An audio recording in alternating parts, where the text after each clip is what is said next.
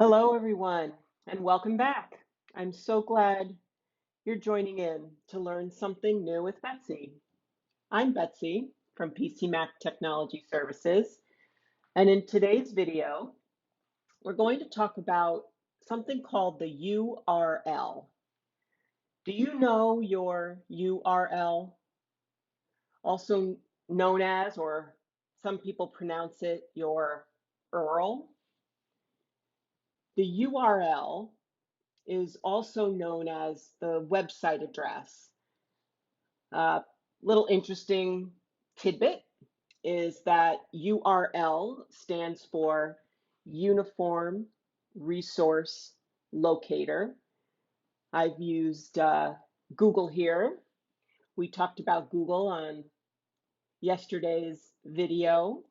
And just a little aside, did you know that you could start any Google search with the word define and put the term after it, and Google will give you this snippet, as we talked about yesterday, dictionary snippet.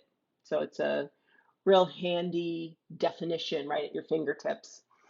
But back to URL.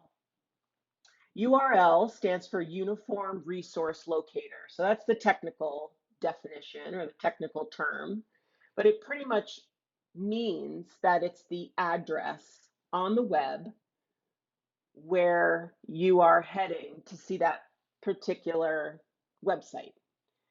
And yes, we all know and we all use typical website addresses. When I'm helping people over the phone, uh, I help many people who need assistance finding the right website. Maybe they got um, kind of misguided or lost, and they're trying to get back to AOL.com. And I always tell them, click up here in the long rectangle at the top of your browser. This is the URL bar. You can see here in the video, it's now highlighted in blue because I'm on the Google screen. But if we were to type in AOL.com, you can see if it's something you go to frequently, it comes up as from your history. It's possible it comes up from your history. And when you press return or enter, it brings you to that website. So you click up there in the URL bar and you type in google.com and it brings you to that website. So knowing your URL or your URL is important in that maybe you have a website. So you've learned what the .com is and you want to share that with people. Um, you can put the URL address on, of course, on business cards, you can put it on any kind of written material, but it's much more handy when it is available in digital form. So that if someone sees it as a link, maybe in a post on Facebook, they will be guided directly to your page. Now, across the top of the screen here, you see I've got different tabs open. I'm going to show you some examples of the URL. For instance, for your Twitter account, this is something you should know, especially if you're in small business. You're in business for yourself and you are eager to uh, get people to notice your Twitter page. If they're not a follower of yours, um, this URL, which you see at the top of my page, that's my Twitter URL. And if you break it down with me, it starts with twitter.com. You can see up here where I'm clicking in the blue there, just to highlight it for you. The HTTPS and the 2 slashes is pretty standard. The website name is twitter.com. And then there typically is a slash You can see it there, front slash. And then the remaining text, you understand there are no spaces anywhere in a URL. The remaining text is your username. So for Twitter, if you follow down here on the Twitter page, right here where you see my pointer, this is my Twitter username, PC Mac Learn Fix Do. And if you have a Twitter account, you do have a Twitter handle or a Twitter username, user ID. Those are all referring to the same item. If you log in to your Twitter account, you most likely use your Twitter username. Some people need to be reminded of this because if you're only using it from the app on your phone or tablet, then you're probably logged in already and you don't necessarily have to type in your username. So you would want to navigate to your profile page so that you can see your username there. So that would be your Twitter URL. And this URL can be highlighted. If you right click on it, you can choose copy from any browser. Currently I'm using Chrome. You can do this from Firefox. I am on a computer right now, but you can also do this on a mobile device. You can copy your user ID and paste it. I'll do that in a future video from a mobile device. But if we wanted to, once again, we could copy it from here, copy our URL, and then make our way over to, let's say we wanted to make our way over to Facebook, and we could paste it in a post. And then people on Facebook could see our Twitter URL. And by just clicking on it, they would be brought to my Twitter page. Moving on right along, let's switch gears to Instagram. Here's the Instagram URL, also very helpful because engagement on social media platforms such as this is guided by how many followers you have.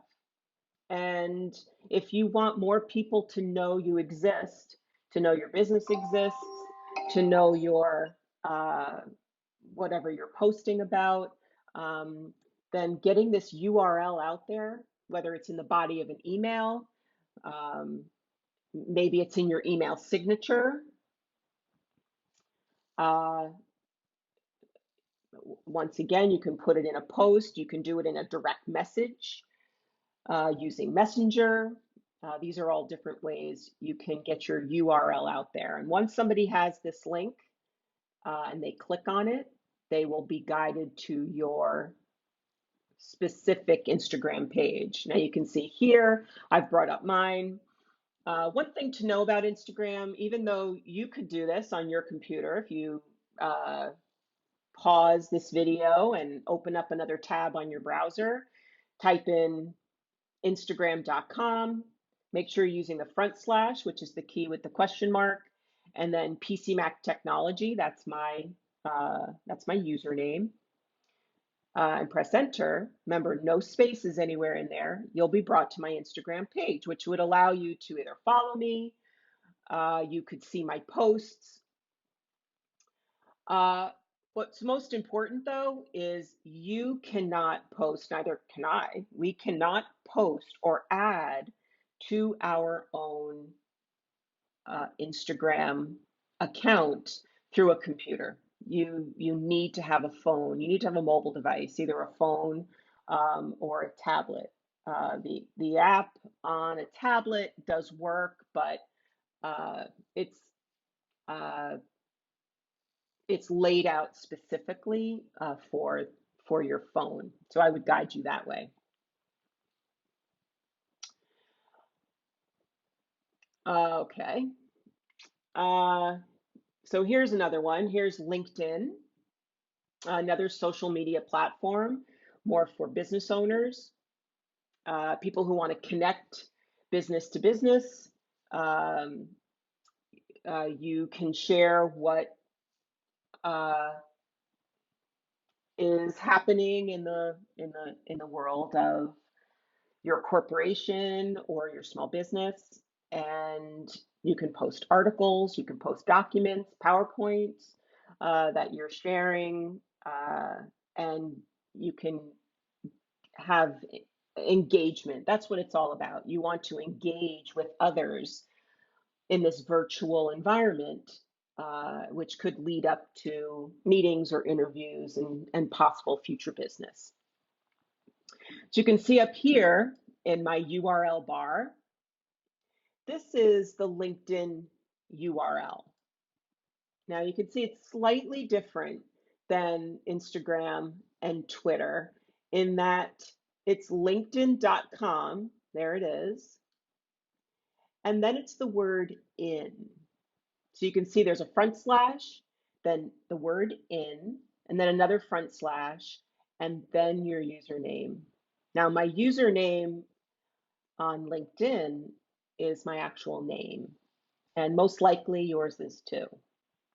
And this is located when you log into LinkedIn and navigate to your profile. So if you would do that from a computer and then look up here in the URL bar, you will see your unique URL. You know, when I say unique, if you're out there and you haven't created a LinkedIn account yet, uh, that's something I could certainly help you with. That's what I do in my business, is teach you how to do this and get you acclimated. But I want to go back to the word unique. When you create your LinkedIn profile, your name, the username, must be unique.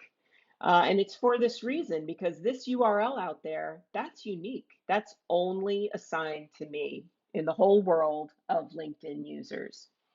So the name that you choose here, although it might be different than what displays in your profile, the username must be unique. And they do give you that opportunity in your profile to decide what your username is.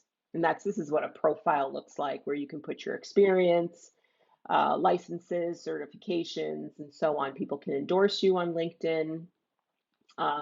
More of that to come. There'll be a video in the future about how to use LinkedIn. Facebook.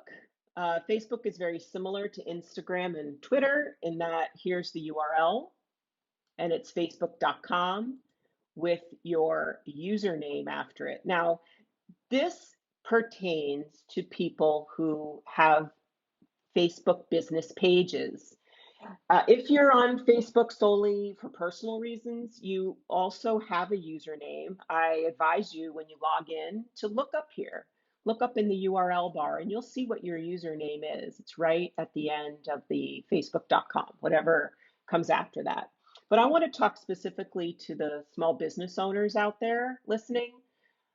When you create a Facebook business page, down the left-hand side, you can see here where my pointer is, there is a spot where your unique, again, your unique username is displayed. And if someone has not guided you to that, I certainly can do that for you and or help you with it virtually, or you could reach out to me from my website, pcmactechnology.com. You want to make sure that when you create your Facebook page that you verify it and then also choose this unique name. Now, sometimes, unfortunately, the name that you're hoping for may not be available. There are a lot of users on Facebook already. But whatever this username is that you choose is the same name that appears up here in your URL bar. And then once again, this entire link can be copied and then pasted into the bottom of an email, into the body of an email. It can be pasted into your LinkedIn profile. Actually, there are ways in all of these accounts to link them up. You know, you can be on your phone and Instagram, and in the settings, Facebook owns Instagram. So they're both in the family together. So on your phone and your Instagram app, you can log into your Facebook account And anything you post on Instagram can automatically show up on your Facebook account. So there is that option there. But every now and then, if you want to gain exposure and gain more followers, you want people to like your page on Facebook, and they don't know you're there, this would be one way to let them know, is to take that link, put it on printed material, put it on handouts at a fair, say, please like our page, and they can enter to win a prize, um, and so on. And then finally, something I talked about yesterday, shout out to Teresa and her podcast. Um, I was thinking after the fact, I showed you how to search on Google and how to narrow down your search results. Um, but here's what a URL would look like for a podcast.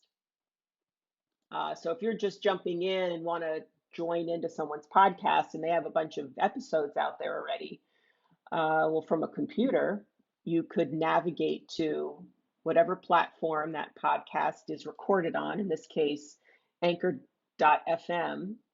This is a podcast that I listen to daily for those who missed yesterday's vlog. And you can see here, Teresa's username does have a dash in it, and that's just how that unique username is formatted for her. But when you type this into your URL bar, and you can certainly go ahead now, pause the video, bring up another tab, and type that in, you'll be directed to the home page for that person's podcast. But you do need to have their username. And then from there, you can see their episodes, maybe start from the beginning if that's your objective.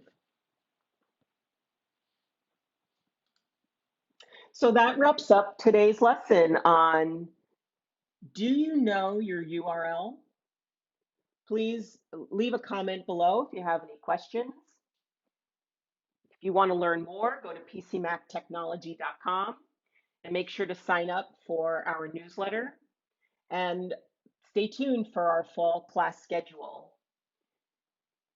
I really am enjoying this process and look forward to my daily videos.